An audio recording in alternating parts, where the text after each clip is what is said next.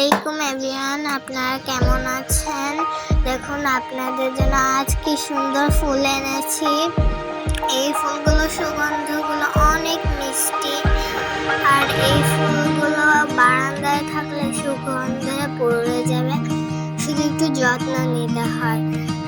প্রাকৃতিক পরিবেশে অনেক সুন্দর প্রাকৃতিক পরিবেশটা।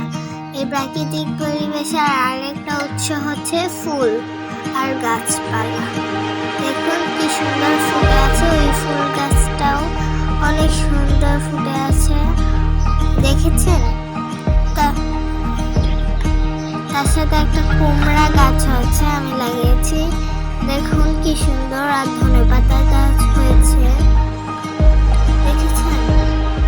ফুল গাছপালা সব আমাদের এই দুনিয়াতে আছে, তাই আপনারা বেশি বেশি করে গাছপালা লাগালে আপনাদের অক্সিজেনের সমস্যাই হবে না।